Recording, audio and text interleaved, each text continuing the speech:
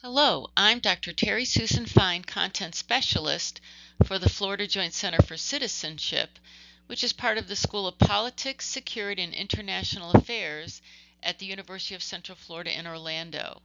Welcome to our Middle School Civics Highlights series. Today we focus our attention on benchmark CG.3.13. Explain government obligations to its citizens and the services provided at the local, state, and national levels. In Part 1, we focus on describing and classifying specific services provided by local, state, and national governments. In Benchmark Clarification 1, we describe and classify specific services provided by the different levels of government. And what are the specific services that are provided by government at each level? So first, let's focus on describing and identifying local government services.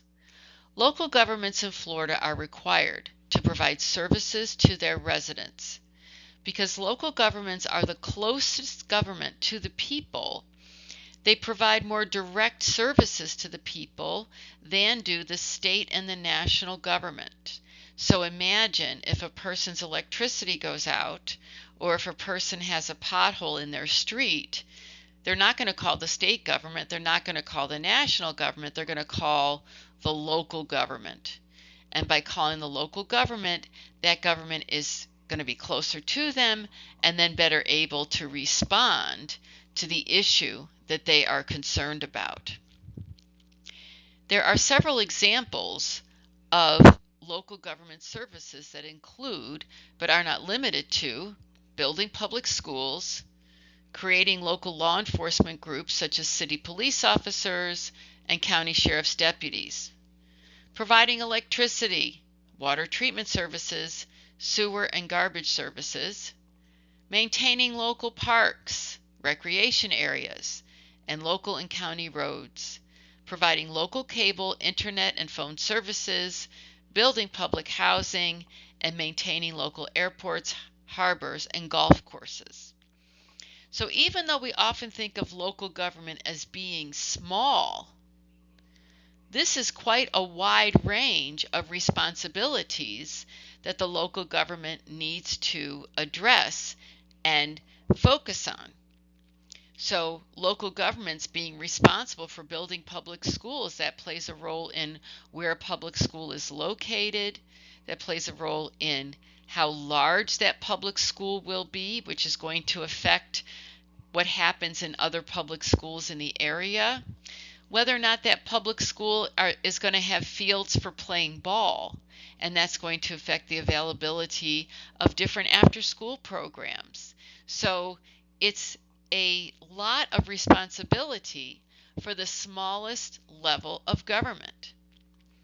We know that there are local law enforcement groups, and also when it comes to our utilities, if there's a hurricane, then we rely on our local government to provide electricity and water treatment services as well as sewer, so that should we be affected by that hurricane in a negative way, then that means that the negative impact will be limited as much as possible. So for example, if our power goes out during a hurricane, it's probably going to be easier on us if our power goes out for an hour or two versus a day or two, or even a week or two.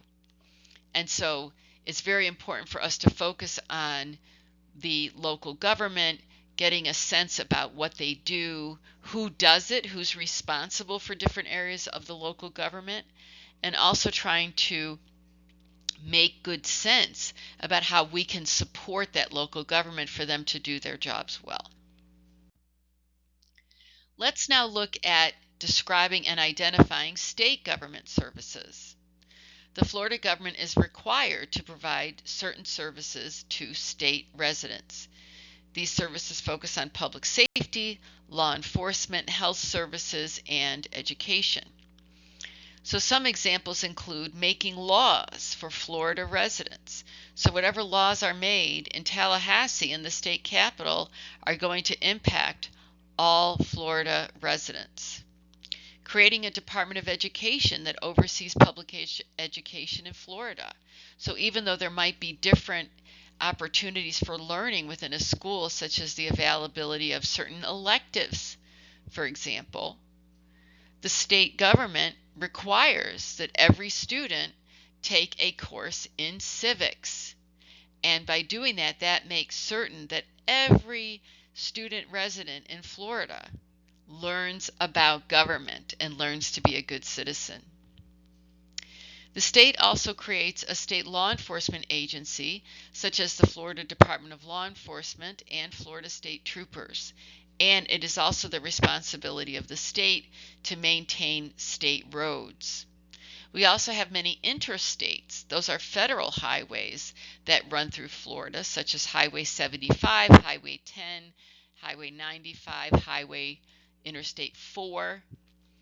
And it's the state's responsibility to repair those roads. Can you imagine if there was some kind of a problem that emerged, a hurricane perhaps, or some other bad weather event, and there was damage to Interstate 4 or Interstate 10?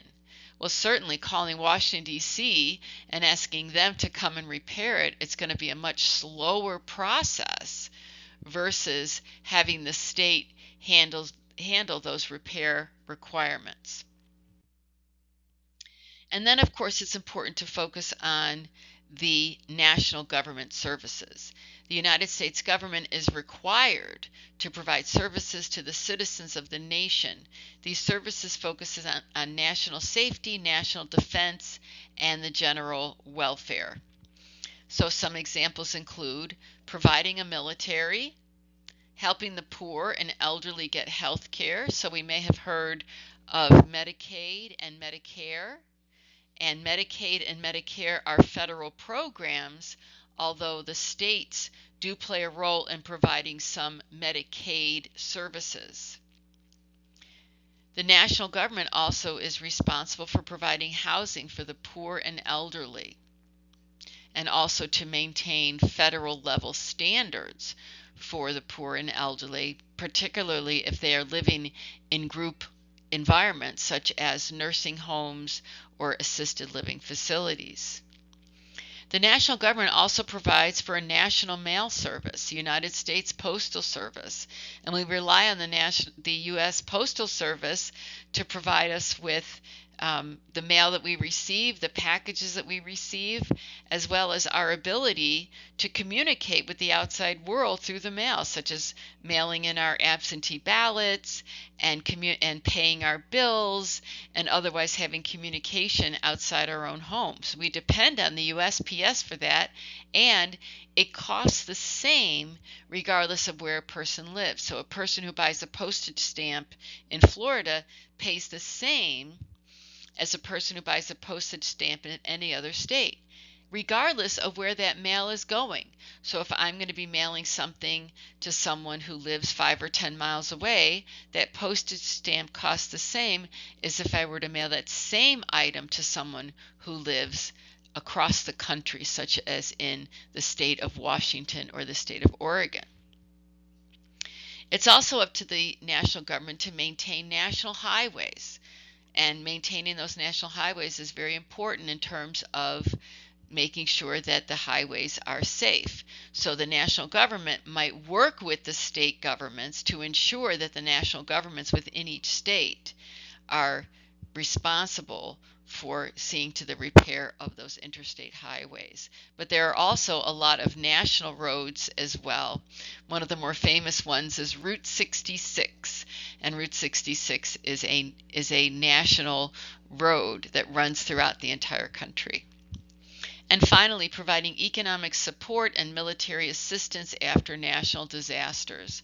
So when we focus on the National Guard, for example, here we have military assistance being provided after a hurricane or a devastating flood to help people to be organized, to make sure that people get help, to make sure to save people, and to find people who have not been able to get out of whatever situation that they might be in if their health and safety is compromised. Thank you for joining me for Middle School Civics Highlights. Do you still have questions? If so, please contact us using the information that appears on the screen. Till next time, I'm Dr. Terry Susan Fine. Thank you for joining me.